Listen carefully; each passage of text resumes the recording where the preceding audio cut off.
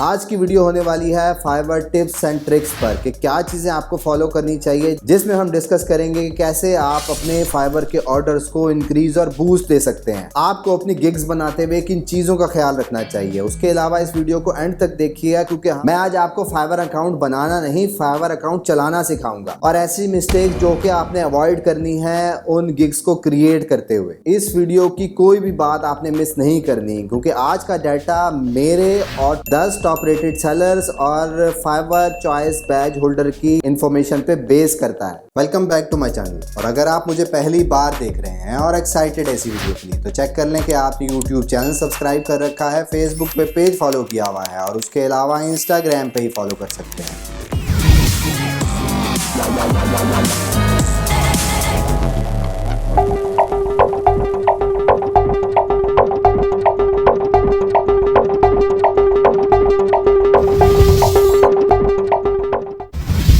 जी हाँ, मैं हूं Asbar, digital marketer, project consultant and commercial blogger. आज की वीडियो को स्टार्ट करने से पहले आप चेक कर लें कि आपने इस वीडियो को लाइक किया हुआ है, क्योंकि सिर्फ आपका एक क्लिक मेरी मोटिवेशन, मेरी अपकमिंग वीडियोस के लिए बूस्ट कर देता है। तो आज की वीडियो उन्हीं जनरल मिस्टेक्स पर है। तो आज की वीडियो में आपको ये नहीं बताने वाला कि आपने फाइवर अकाउंट कैसे साइन अप करना है, वो सिंपल सा प्रोसेस है। मैं आज आपको फाइवर अकाउंट बनाना नहीं, फाइवर अकाउंट चलाना सिखाऊंगा। इस वीडियो की हर बात बहुत ज्यादा इंपॉर्टेंट है, क्योंकि ये डाटा कलेक्ट हुआ है 10 टॉप रेटेड सेलर से और वो लोग भी शामिल है जिनके पास फाइवर चॉइस का बैज है। तो सबसे पहली चीज की तरफ चलते हैं, जो कि आपकी प्रोफाइल वो बिल्कुल स्टैंड आउट होनी चाहिए, क्योंकि वही फर्स्ट इंप्रेशन देती है। और इसकी सिंपल सी एग्जांपल ये है कि अगर आप गिग्स बनाना चाहते हैं, आप वीडियो क्रिएटर हैं, तो आपकी प्रोफाइल में ये जरूर मेंशन होना चाहिए कि आपका ताल्लुक इस फील्ड के साथ कितना है, 2, 4, 5 साल कितना एक्सपीरियंस है आपको इसी स्पेसिफिक फील्ड्स पर, और उसके बाद ही आप अपनी सर्विसेज प्रोवाइड कर रहे हैं। तो आपकी प्रोफाइल में यही तमाम बातें प्रोफेशनली मेंशन होनी चाहिए। और आपकी प्रोफाइल लैंग्वेज इंग्लिश यूके या स्पेनिश या कोई और लैंग्वेज भी आप यूज कर सकते हैं, अगर आप किसी स्पेसिफिक मार्केट को टारगेट कर रहे हैं। उसके बाद चलते हैं गिग क्रिएशन प्रोसेस पर, जिसमें सबसे पहली चीज आती है आपके गिग का टाइटल। इसकी कैरेक्टर लिमिट आपके लिए 36 to 37 कैरेक्टर्स होनी चाहिए, यानी कि आपने अपना टाइटल इसी के अंदर ही कवर करना है। और टाइटल बनाने का मतलब सिर्फ यही नहीं है कि आप कीवर्ड की रेपिटेशन करते रहें। आपका title to the point, short और स्पेसिफिक होना चाहिए, शॉर्ट, स्वीट और सिंपल होना चाहिए। अब सबसे ज्यादा क्वेश्चन जो आता रहता है वो ये है कि क्या नई गिग बनानी चाहिए या पुराने के चलने का इंतजार करना चाहिए। तो ये बात प्रूफ हो चुकी है कि हमेशा नई गिग अच्छा परफॉर्म करती है, क्योंकि फाइवर न्यू टैलेंट को सपोर्ट करता है, तो आपके चांसेस बढ़ जाएंगे न्यू गिग के चलने के। और अगर आपने ऑलरेडी कोई बहुत अच्छा गिग बना रखा है, तो फिर उसको एडिट करते रहें उसके चलने तक, ताकि वो स्टैंड आउट करे फाइवर की पोजीशंस पर। और अगर आपकी गिग पुरानी गिग पर ऑर्डर्स या इंप्रेशंस डाउन हो रहे हैं, नहीं आ रहे हैं, तो फिर उसको अपडेट करते रहा करें। उसके बाद चलते हैं नेक्स्ट इंपॉर्टेंट फैक्टर पे, जो कि है आपके गिग के इमेजेस। सबसे बेसिक रिक्वायरमेंट तो ये है कि आपको 3 इमेजेस जरूर क्रिएट करनी चाहिए अपनी गिग के लिए। और वो जो गिग पिक्चर आप बना रहे हैं उसमें उसको टेक्स्ट से नहीं भर देना। टेक्स्ट लिखने की जगह आपके लिए टाइटल और डिस्क्रिप्शन में है आपका प्राइमरी सर्विस जो भी है वो आपके उस पिक्चर में मेंशन होनी चाहिए। और जो आपका प्राइमरी कीवर्ड है, प्राइमरी सर्विस है, उसका फॉन्ट साइज 48 पिक्सल से ज्यादा होना चाहिए। इन शॉर्ट ये है कि आपकी पिक्चर आपकी सर्विस को रिप्रेजेंट कर रही हो, और उसमें आप कलर ऐसे ही चूज करेंगे जो कि स्टैंड आउट करें। रेड, ब्लू, ग्रीन और येलो जैसे कलर्स हैं जो कि स्टैंड आउट करते हैं आपकी गिग को बाकी गिग्स से। और जैसे कि आपको पता है कि आपकी पिक्चर का प्राइमरी गोल अट्रैक्शन लेना होता है, और यही सबसे पहली चीज है जो आपकी गिग पोजीशंस में नजर आ रही होती है। तो इसकी डायमेंशन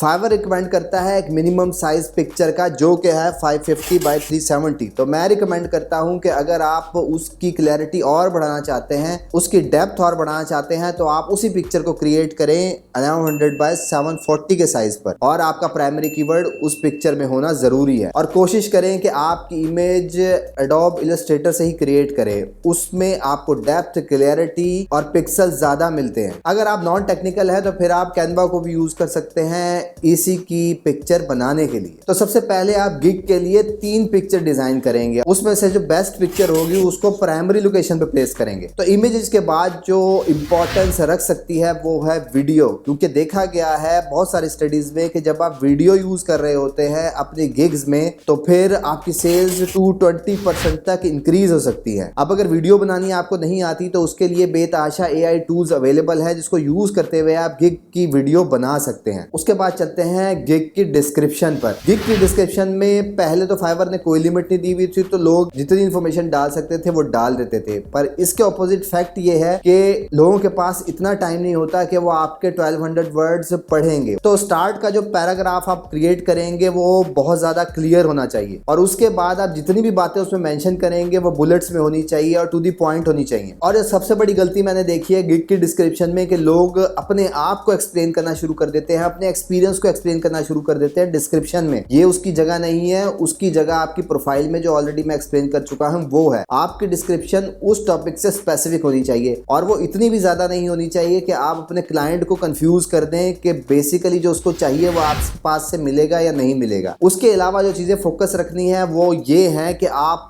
कोई बोनस ऑफर कर सकते हैं, कोई सेल ऑफर कर सकते हैं आप उसी गिग के डिस्क्रिप्शन में, जो आप प्रोवाइड कर सकते हैं अपने क्लाइंट को, जो कि अट्रैक्शन लेके आएगा आपकी गिग में। उसके अलावा जो एक और टेक्निक है जो कि बहुत अच्छी काम करती है वो ये है कि आप अपने डिस्क्रिप्शन में ये जरूर मेंशन करें लोग आपको कांटेक्ट कर सकते हैं डायरेक्ट मैसेजेस के थ्रू। उसमें आप ये मेंशन कर सकते हैं कि मैं किसी किस्म के भी चार्जेस नहीं लूंगा सजेशन के लिए। अगर आप कंफ्यूज हैं, आपका बायर कंफ्यूज है, उससे आपको सर्विस लेनी चाहिए या नहीं चाहिए, ये लाइन उसको बूस्ट करेगी आप इसे कांटेक्ट करने पर, और अल्टीमेटली आप ही उसका ऑर्डर विन कर रहे होंगे। तो आपकी डिस्क्रिप्शन आपकी स्किल्स के साथ ही स्पेसिफिक होनी चाहिए, और इतनी इंगेजिंग होनी चाहिए, और इतनी जेनेरिक और इतनी जेन्युइन होनी चाहिए कि वो आपके क्लाइंट को अपील करे। जिस तरह आप देखते हैं कि फाइवर की गिग्स में वो गिग्स भी रैंक कर रही होती हैं जिन्होंने सिर्फ 200 वर्ड्स लिख रखे होते हैं। उसकी वजह ये होती है कि वो बहुत ज्यादा स्पेसिफिकली अपनी सर्विस को कवर कर रहे होते हैं, इसी वजह से वो टॉप पोजीशन पे मेंटेन रहते हैं। उसके बाद चलते हैं टैग्स पर।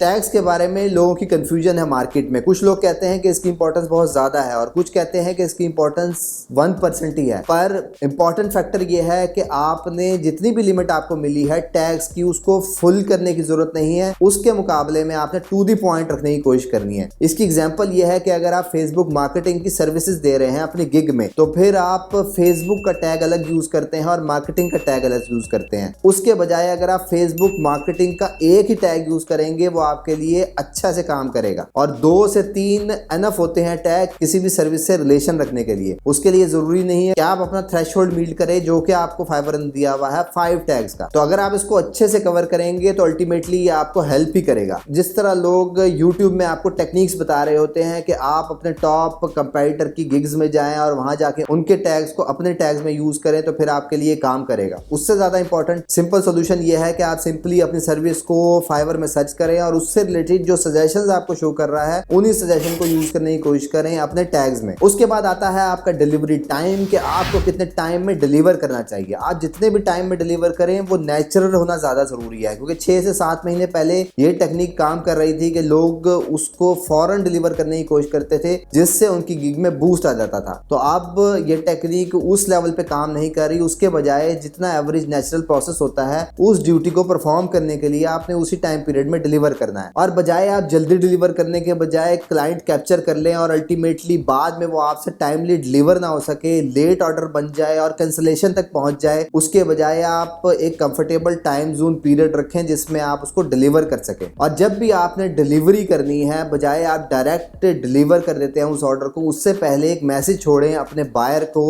कि मेरी तरफ से तमाम काम कंप्लीट हो चुका है और अगर कुछ नहीं है तो मैं इस ऑर्डर को डिलीवर कर देता हूं। तो इससे आप उस सेक्शन में जाने से बच जाएंगे जो कि आपको फेस करना था लेट ऑर्डर या कैंसिलेशन तक जाने के लिए। अब चलते हैं प्राइस की तरफ कि कितनी प्राइस रखनी चाहिए। अगर आप न्यू है और न्यू गिग चला रहे हैं, न्यू सर्विस चला रहे हैं, तो फिर आपको दूसरों से प्राइस कम रखनी पड़ेगी। पर उसका सिंपल फार्मूला तो ये है कि अगर लोग ऑफर कर रहे हैं उस चीज की प्राइस $50, तो आप उसको $5 में ही सेल करेंगे, और अगर उसकी एवरेज प्राइस $50 से ज्यादा है तो फिर उसको $10 पर ही सेल करेंगे। और टाइम टू टाइम जब आपके पास ऑर्डर्स आ जाएंगे, आपकी गिग की पोजीशन मेंटेन हो जाएगी, तो फिर आप उस प्राइस को इंक्रीज कर सकते हैं। और फिर आप एक्स्ट्रास को यूज करें, पैकेजेस को यूज करें अपने गिग्स में, ताकि आप अप सेल कर सकें बाकी सर्विसेज भी, क्योंकि अल्टीमेटली सारा का सारा काम रिव्यूज के लिए हो रहा है। जितनी जल्दी और जितने ज्यादा रिव्यूज आते हैं उतने आपके चांसेस बढ़ जाते हैं आपके गिग की पोजीशन इंप्रूव होने के लिए और स्टेबिलिटी के लिए। और जैसे जैसे आप ऑर्डर्स की क्वांटिटी बढ़ती चली जाएगी वैसे वैसे आप प्राइसेस इंक्रीज करते चले जाएंगे। कस्टम ऑर्डर में अगर आप $25 का ऑर्डर ले रहे थे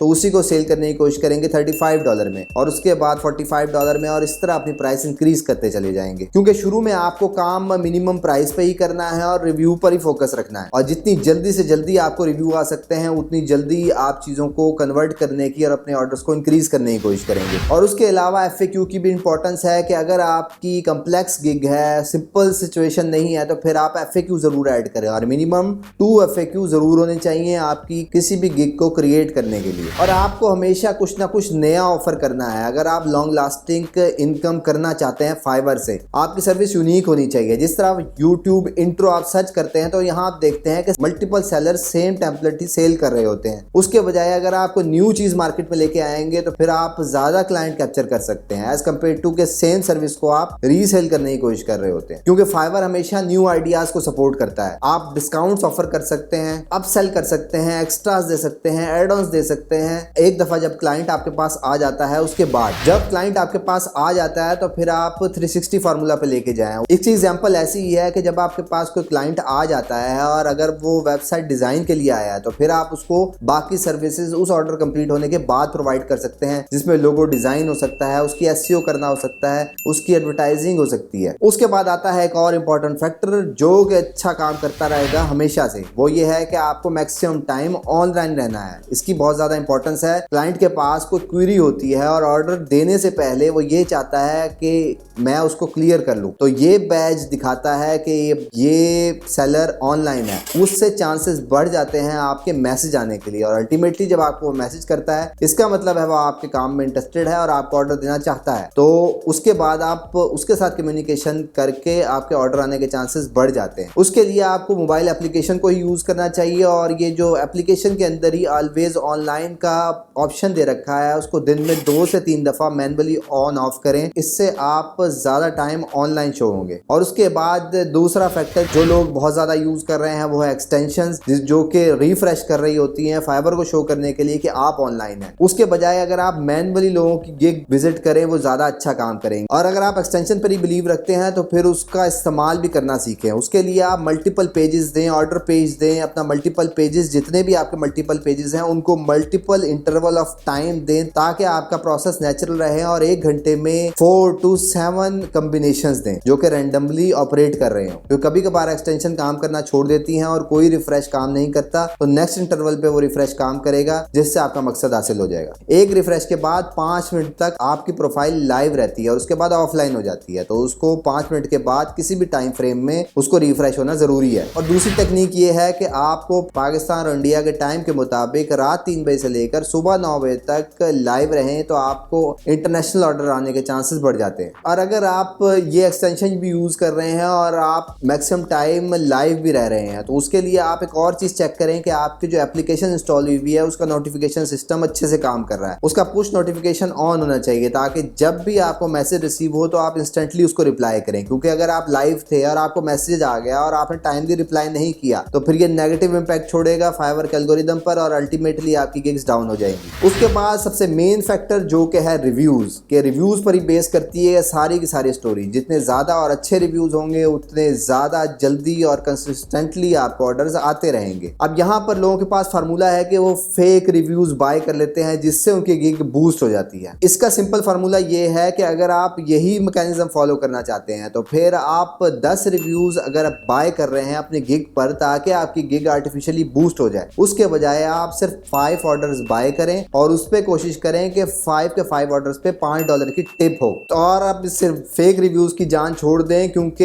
ये प्रोसेस जितना ज्यादा नेचुरल होगा उतना ज्यादा आपको बूस्ट मिलेगा फाइवर में। जब आप ऐसी टेक्निक्स फॉलो करते हैं तो फिर वो टेम्परेरी ही होती हैं। कुछ दिन ऑर्डर्स आते हैं और उसके बाद आप फिर मुझे मैसेज कर रहे होते हैं कि अब ऑर्डर्स आना बंद हो गए। और जितनी मेहनत आप इन फेक रिव्यूज बाय करने में करते हैं, इतनी दिमाग अगर आप बाय रिक्वेस्ट पे लगाएंगे तो फिर वो नेचुरल ऑर्डर्स होंगे और कस्टम ऑर्डर्स होंगे जो कि आपको बहुत अच्छी प्राइस भी दे सकते हैं, जिससे आपका गिग उन फेक रिव्यूज की निस्बत ज्यादा जल्दी और अच्छा बूस्ट करेगा और लॉन्ग रन रहेगा। जब भी क्लाइंट कंफ्यूज होता है दो लोगों में कि किसको ऑर्डर देना चाहिए, तो हमेशा वही विन करेगा जिसकी 95% से ज्यादा रिव्यूज पॉजिटिव होंगे। कोई भी नहीं चाहेगा कि वो 75% पॉजिटिव रिव्यूज वाले बंदे को अपना ऑर्डर दे। और जब आप किसी के लिए भी अच्छा और डिटेल काम करते हैं और बार बार मैसेजेस करते हैं तो फिर आपको रिव्यूज भी बहुत अच्छे मिलते हैं। तो इसलिए रिकमेंड किया जाता है कि आप जितना लंबा रिव्यू लेंगे उतने ज्यादा चांसेस होंगे आपके फ्यूचर ऑर्डर्स पे लिए। तो इसलिए जब भी आप रिव्यू ले किसी से तो फिर आप कोशिश करें कि आपका प्राइमरी कीवर्ड उस रिव्यू में मेंशन हो जो कि आपकी गिग से रिलेटेड होगा। अब वो फाइनल लिस्ट जो कि आपको अवॉइड करनी चाहिए हमेशा, और मोस्ट इंपॉर्टेंट टिप्स हो सकती हैं आपके लिए, कि आपको हमेशा लॉयल रहना है अपने क्लाइंट से और आपने जितना मैक्सिमम सर्व कर सकते हैं उसको सर्व करेंगे, तभी आप लॉन्ग टर्म रिलेशन बनाएंगे। क्योंकि एक बंदा जिसके पास फाइवर चॉइस का बैज है और उसको